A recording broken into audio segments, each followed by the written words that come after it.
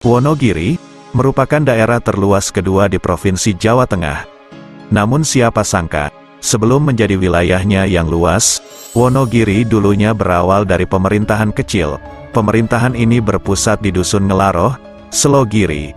Menurut penamaannya sendiri, asal kata Wonogiri berasal dari bahasa Jawa, yaitu wana yang berarti sawah, hutan atau alas, dan giri yang berarti gunung atau pegunungan. Nama ini sangat tepat menggambarkan kondisi wilayah Kabupaten Wonogiri yang memang sebagian besar berupa sawah, hutan, dan gunung.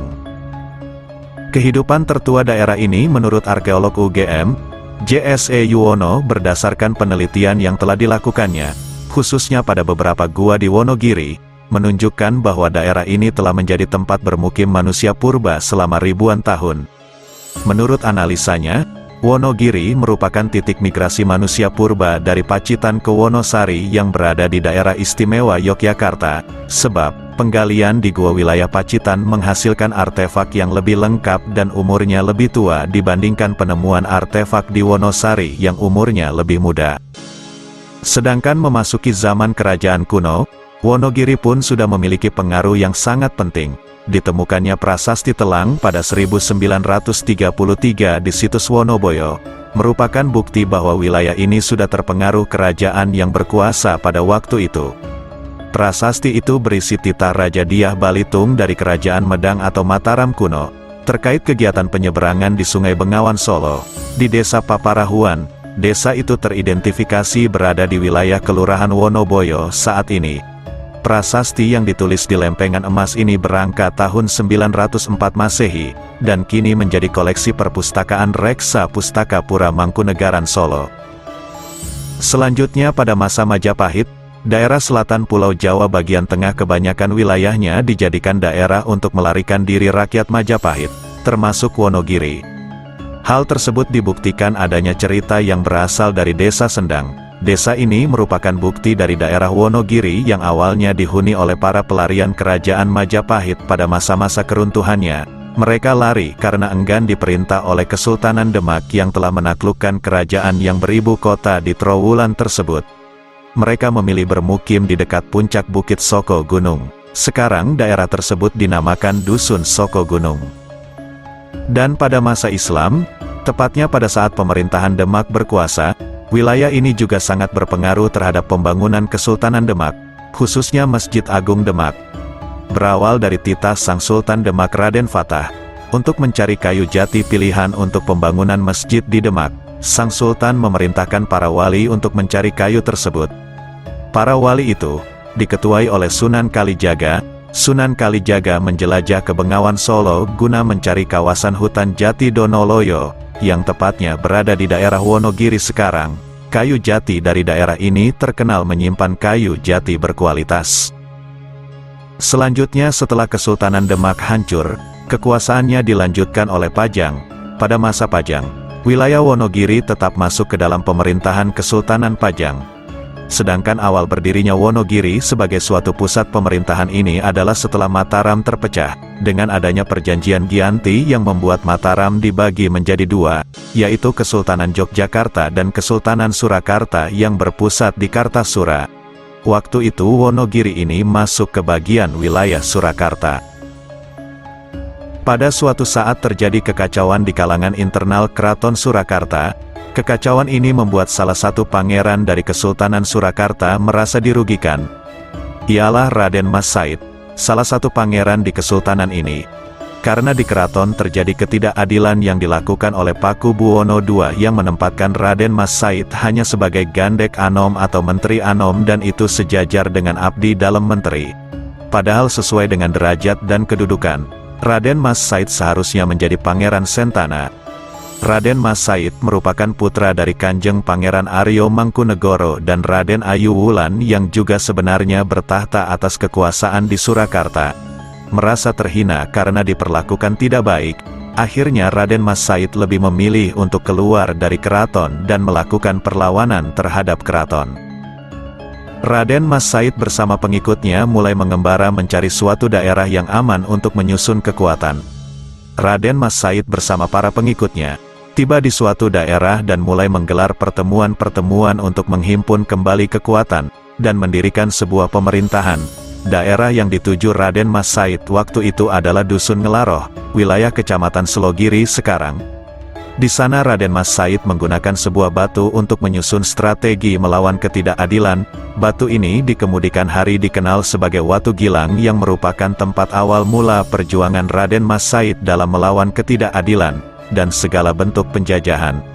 Dari situlah awal mula suatu bentuk pemerintahan yang merupakan cikal bakal Kabupaten Wonogiri. Berkat keuletan dan ketangguhan Raden Mas Said dalam taktik pertempuran dan bergerilya, sehingga pada akhirnya atas bujukan Sunan Pakubuwono III, Raden Mas Said bersedia diajak ke meja perundingan guna mengakhiri pertempuran. Dalam perundingan yang melibatkan Sunan Pakubuwono III, Sultan Hamengkubuwono I dan pihak Kompeni Belanda, disepakati bahwa Raden Mas Said mendapat daerah kekuasaan, dan diangkat sebagai Adipati Miji atau Mandiri, dengan bergelar Kanjeng Gusti Pangeran Adipati Arya Mangkunegoro I. Penetapan wilayah kekuasaan Raden Mas Said terjadi pada tanggal 17 Maret tahun 1757, melalui sebuah perjanjian di daerah Salatiga. Perjanjian ini kemudian dikenal dengan Perjanjian Salatiga. Kedudukan wilayahnya adalah sebagai praja, dengan nama Praja Mangkunegara, dan pemimpinnya sejajar dengan kedudukan Sunan Pakubuwono III dan Sultan Hamengkubuwono I. Daerah kekuasaan pemerintahan baru ini meliputi wilayah Keduang, Honggobayan, Jatipurno, Jumapolo, Sembuyan, Matesih, dan Gunung Kidul, dan berpusat di Surakarta. Ketika memimpin, Mangkunegara I menjadikan Wonogiri menjadi sebuah kabupaten, membagi wilayah menjadi 5 daerah, yaitu daerah Ngelaroh sekarang wilayah Wonogiri bagian utara, daerah Sembuyan atau wilayah Wonogiri bagian selatan, daerah Wiroko atau wilayah sepanjang Kali Wiroko dan bagian tenggara Kabupaten Wonogiri sekarang, daerah Keduang atau wilayah Wonogiri bagian timur, daerah Honggobayan atau daerah timur laut kota Wonogiri sampai perbatasan Jatipurno, dan Jumapolo sekarang masuk Kabupaten Karanganyar. Selanjutnya setelah Raden Mas Said wafat, kepemimpinan digantikan oleh keturunan-keturunannya, dan pada tahun 1847, wilayah Wonogiri dirubah menjadi daerah Kawedanan di bawah Praja Mangkunegaran, yang dipimpin oleh seseorang dengan jabatan sebagai Wedana Gunung. Jabatan Wedana Gunung Wonogiri pertama dijabat oleh Raden Ngabei Joyo Sudarso. Dan selanjutnya, pada tahun 1875, atas permohonan Raden Joyo Sudarso, Kawedanan Gunung Wonogiri dipecah menjadi 2 yaitu Kawedanan Gunung Wonogiri dan Kawedanan Gunung Baturetno. Kawedanan Gunung Wonogiri meliputi wilayah Keduang, Honggobayan, dan Ngelaroh, dengan jabatan Wedana Gunung yang dipegang oleh putranya, yakni Raden Ngabei Joyo Saronto. Namun tak selang beberapa tahun, tepatnya pada tahun 1892, terjadi penghapusan wilayah Kawedanan Gunung Baturetno dan digabungkan kembali dengan Kawedanan Gunung Wonogiri. Kemudian pada tahun 1917, ada peristiwa penting yaitu titahnya Mangkunegara VII, yang diumumkan pada tanggal 19 November tahun 1917. Peristiwa itu mengubah status wilayah Wonogiri yang semula Kawedanan Gunung menjadi kabupaten yang dikepalai oleh seorang bupati yang menyandang gelar Tumenggung. Mangkunegara VII kemudian mengangkat Raden Mas Tumenggung Warso Adiningrat sebagai Bupati Wonogiri, sehingga beliau merupakan Bupati Wonogiri pertama dengan gelar Tumenggung. Akibat perubahan status ini, wilayah Wonogiri pun dibagi menjadi 5 kawedanan yaitu Kawedanan Wonogiri, Wuryantoro, Baturetno, Jatisrono dan Purwantoro.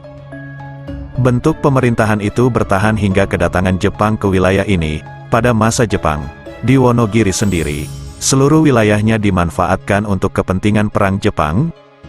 Tanahnya yang sangat cocok ditanami tanaman jarak, karena memiliki tanah yang kering dan hawa yang panas, sehingga pada tahun 1942 dan 1943, Wonogiri telah menyediakan tanah seluas 5.656 hektar untuk kepentingan tanaman jarak tersebut. Hal ini membuat banyak rakyat Wonogiri kelaparan, karena tidak adanya tanaman yang dapat dimakan, karena semua digunakan untuk keperluan tanaman jarak. Dan selanjutnya, pada awal kemerdekaan, di wilayah Mangkunegaran terjadi dualisme pemerintahan, yaitu Kabupaten Wonogiri masih dalam wilayah monarki Praja Mangkunegaran, dan di lain pihak menginginkan Kabupaten Wonogiri masuk dalam sistem demokrasi Republik Indonesia. Timbullah gerakan anti-suap raja yang menginginkan Wonogiri keluar dari sistem kerajaan Mangkunegaran. Akhirnya disepakati bahwa Kabupaten Wonogiri tidak menghendaki kembalinya suap Raja Mangkunegaran. Sejak saat itu Kabupaten Wonogiri mempunyai status seperti sekarang, dan masuk sebagai kabupaten yang berada di wilayah Provinsi Jawa Tengah.